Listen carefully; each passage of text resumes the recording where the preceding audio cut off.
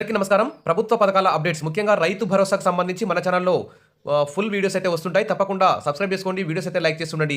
అసలు మీకు రైతు భరోసా వస్తుందా? మీ భూమికి రైతు భరోసా రావడానికి అర్హత ఉందా? లేదా మళ్ళీ అప్లై చేసుకోవాలా? అప్లై చేసుకోవద్దా? ఎవరికి వస్తుంది? ఎవరికి రైతు భరోసా రాదు? ఏ పంట వేస్తే 2 సార్లు వస్తుంది? ఏ పంట వేస్తే 2 సార్లు రైతు భరోసా రాదు? పలు అంశాలపై ఈ వీడియోలో అయితే పూర్తిగా దాదాపు ఒక 20 సందేహాలకు సంబంధించి ఫుల్ క్లారిటీ ఇస్తాను. తప్పకుండా వీడియో చివరిదాకా వినండి. సబ్స్క్రైబ్ చేసుకోండి, లైక్ చేయండి. ఇక వివరాలకు వెళ్తే రైతు భరోసాపై తెలంగాణ రైతుల్లో అయితే ఆశలైతే నెలకొన్నాయి. ఎట్టకేలకు సరే వానాకాలం పంటకు సంబంధించి రైతు భరోసా ఇవ్వకపోయినా యాసంగికి సంబంధించి పెట్టుబడి సాయంగా రైతు భరోసా ఇవ్వాలని చెప్పేసి తెలంగాణ మంత్రిమండలి అయితే ప్రకటించింది. రాష్ట్ర వ్యవసాయ శాఖ ఉన్నతాధికారుల ఆదేశాల మేరకు గ్రామాల్లో క్లస్టర్ల వారీగా పంట పొలాల సర్వే అయితే కొనసాగుతుంది. పంటల సాగు ఏ పంటలు ఎన్ని ఎకరాల్లో సాగు చేశారనే వివరాలు అయితే కీలకంగా శాటిలైట్ డిజిటల్ సర్వే ద్వారా నమోదు చేస్తున్నారు. ఈ ప్రక్రియ 2-3 రోజుల్లో పూర్తయ్యే అవకాశం ఉంది. ఇక శాటిలైట్ మ్యాపింగ్తో తేలనున్న తెలంగాణ రాష్ట్రంలోని సాగు వివరాలు ఇప్పటికే పొలాల బాట పట్టి పొలాల్లోకి వెళ్ళి సర్వే చేస్తున్నటువంటి అగ్రికల్చర్ ఏఓలు, తర్వాత పైలట్ ప్రాజెక్టుగా గ్రామాల్లో కొనసాగుతున్న సర్వే, కౌలు రైతుల ఊసే ఎత్తని ఇక తెలంగాణ ప్రభుత్వం అంటే ఇక్కడ చూద్దాం. దాదాపు కౌలు రైతులకు సంబంధించి మాత్రం ప్రభుత్వం అయితే ఏ నిర్ణయం అయితే ప్రకటించలేదు. సాగు భూములకు రైతు భరోసా, భూమి లేని కుటుంబాలకు ఆర్థిక సాయం చేసేందుకు ముందుకు వచ్చిన కాంగ్రెస్ ప్రభుత్వం కౌలు రైతులకైతే ఈసారి ఎలాంటి సహాయం అయితే లేదని చెప్తుంది. తర్వాత సర్వేకి సంబంధించిన యాప్లోకి వచ్చిన అనంతరం క్షేత్రస్థాయిలో పంటల వివరాలు విధి విధానాల ప్రకారం నమోదు చేసేందుకు వ్యవసాయ శాఖ అయితే సిద్ధమైంది. మరి పైలట్ ప్రాజెక్టుగా గ్రామాల్లో సర్వే అయితే సాగుతోంది. జిల్లాల్లో యాసంగి పంటల సాగు యాప్లో కాకుండా ప్రస్తుతం క్లస్టర్ల వారీగా రైతులు ఏ పంటలు ఎన్ని ఎకరాల్లో సాగు చేశారనే వివరాన్ని నమోదు చేస్తున్నారు. రైతు భరోసా పథకం కింద ఈ నెల 26 నుంచి ఇస్తామని ప్రభుత్వం ప్రకటించిన నేపథ్యంలో ఆగమేఘాల మీద వ్యవసాయ శాఖ అధికారులు అయితే పొలాలకు వెళ్లి సర్వే అయితే చేస్తున్నారు. మరి ఈ భూములకు రైతు భరోసా అయితే రాదు.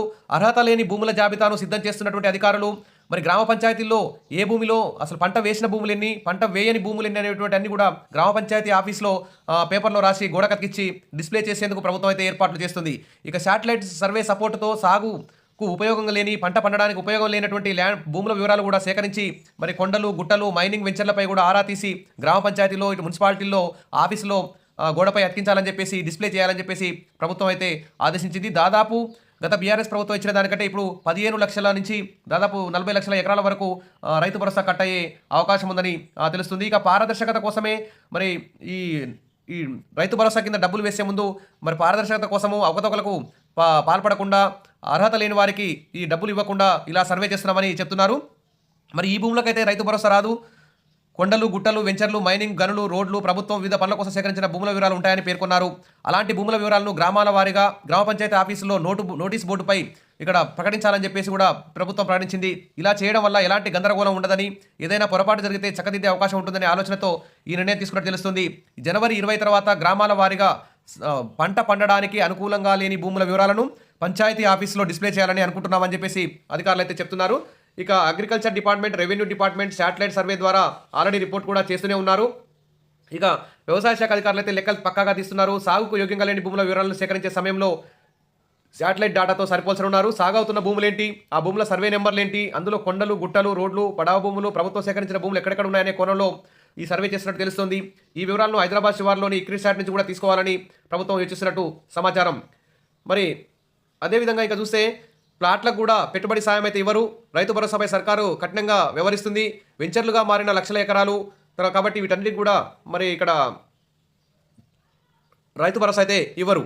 ఇక రైతు భరోసా అమలు ఏర్పాట్లు వేగంగా పూర్తి చేయండి.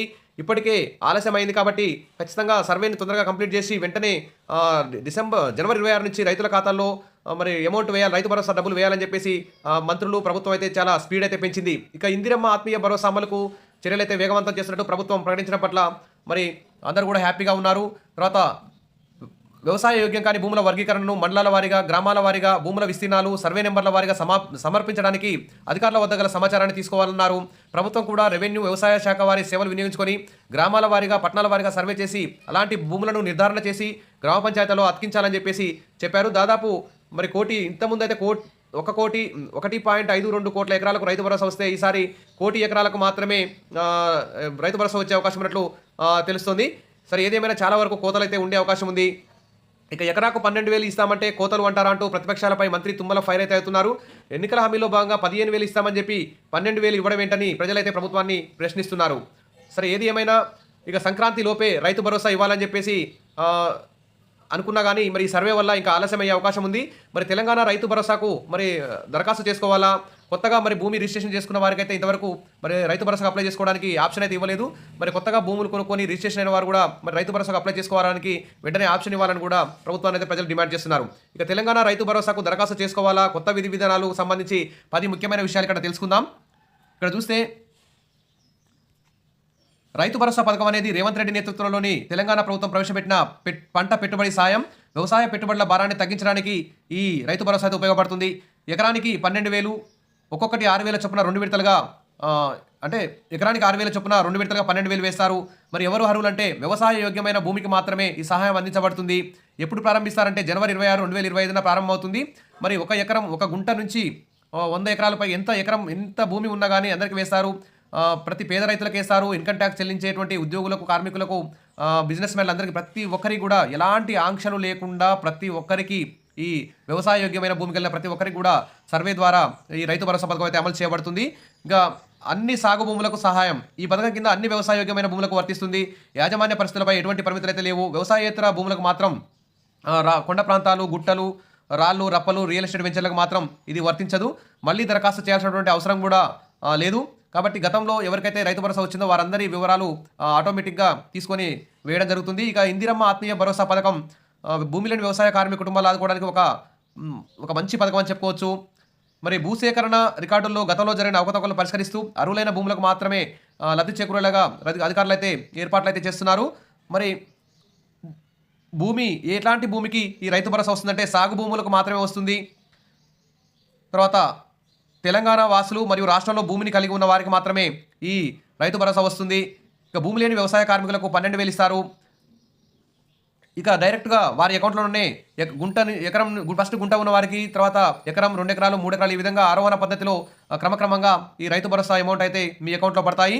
ఇక సాగుకు యోగ్యం కాని భూములను గుర్తిస్తున్నారు. సాగుకు యోగ్యం కాని భూములన్నింటినీ గ్రామ పంచాయతీలో డిస్ప్లే చేస్తారు. తర్వాత భూమి లేని వ్యవసాయ కూలీలను ప్రత్యేక పథకం కింద చేర్చడం వల్ల ఈ పథకం అయితే చాలా యాక్టివ్గా ఉందని చెప్పుకోవచ్చు. మొత్తానికైతే సర్వే అయితే కొనసాగుతుంది. ఇక మీ బ్యాంక్ అకౌంట్లు కానీ, మీ ఆధార్ కార్డులు కానీ అన్నీ కరెక్ట్గా ఉన్నట్లు చూసుకోండి.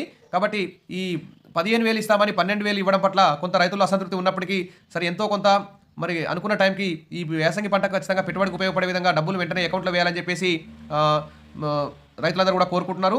సరే, మునుపటి రైతు బంధు లబ్ధిదారులందరికీ మళ్ళీ దరఖాస్తు చేసుకోవాల్సిన అవసరం లేదు. వ్యవసాయ యోగ్యమైన భూములందరికీ ఇది వర్తిస్తుంది. జనవరి 26, 2026 నుండి ప్రారంభమవుతుంది. భూమి అర్హతను బట్టి రెవెన్యూ అధికారులు అయితే ధృవీకరించి మీకు రైతు భరోసా శాంక్షన్ చేస్తారు. లబ్ధిదారుల బ్యాంకు ఖాతాలకు ప్రత్యక్షంగా డబ్బులైతే పడతాయి. ప్రతి సంవత్సరం 2 విడతలుగా ఈ రైతు భరోసా అయితే అందిస్తారు. రెవెన్యూ అధికారులు గ్రామ స్థాయిలో అవగాహన కార్యక్రమాలు మీ రైతు వేదికలు కూడా చేస్తారు. సరే, ఏది ఏమైనా రైతు భరోసాకు సంబంధించి మరి ఇలా సర్వే చేయడం అయితే బాగాలేదని చెప్పి ప్రజలైతే భావిస్తున్నారు. ఎందుకంటే వానాకాలం వాటర్ ఎక్కువ ఉంటుంది కాబట్టి తనకున్న పూర్తి విస్తీర్ణంలో పంటలు అయితే పండించుకుంటాడు. వేసంగి వాటర్ సౌకర్యం తక్కువ ఉంటుంది కాబట్టి తనకు ఉదాహరణకు ఒక 5 ఎకరాల ల్యాండ్ ఉంటే అందులో 2 ఎకరాల్లో కూరగాయలు, ఇతర పంటలు పండించుకుంటారు. మిగతా 3 ఎకరాలు ఖాళీగా ఉంచుకునే అవకాశం ఉంది. కాబట్టి అతనికి ఇప్పుడు 2 ఎకరాలకే ఈ సర్వే ద్వారా 2 ఎకరాలకే రైతు భరోసా వచ్చే అవకాశం ఉంది. అలా కాకుండా వ్యవసాయ యోగ్యమైనటువంటి భూమి మొత్తానికి సరే ఈ వేసంగిలో పంట వేసినా వేయకున్నా మరి వాటర్ ఉంటే ఖచ్చితంగా పంట వేస్తారు అనే ఉద్దేశంతో ప్రతి వ్యవసాయ యోగ్యమైన ప్రతి భూమికి, ప్రతి గుంటకి, ప్రతి ఎకరానికి రైతు భరోసా ఇచ్చే విధంగా ప్రభుత్వం నిర్ణయాలు ఉండాలి. మరి పండ్ల తోటలకి సంవత్సరానికి ఒకే పంట పండేటువంటి పంటలకు కూడా మరి 2 సార్లు రైతు భరోసా వేయాలని చెప్పేసి ప్రజలందరూ కూడా డిమాండ్ చేస్తున్నారు. సరే, ఏది ఏమైనా జనవరి 26 నుంచి ఈ పథకం అమలై అకౌంట్లో డబ్బులు వేస్తే వేసంగి పెట్టుబడికి ఉపయోగపడతా చెప్పి అందరూ కూడా ఆశిస్తున్నారు. ఇది రైతు భరోసాకు సంబంధించి ప్రతి అప్డేట్ మన ఛానల్లో వస్తుంది. ఒకవేళ మీకు ఏమైనా ప్రాబ్లమ్స్ ఉంటే కామెంట్ సెక్షన్లో పెట్టండి, మనం దాన్ని క్లియర్ చేద్దాం. మీకు రైతు భరోసా ఇచ్చే విధంగా ట్రై చేద్దాం. Wish all the best. మరిన్ని అప్డేట్స్ కోసం మన ఛానల్ ఫాలో అవుతుండండి. వీడియోస్ అయితే లైక్ చేస్తుండండి. Thank you.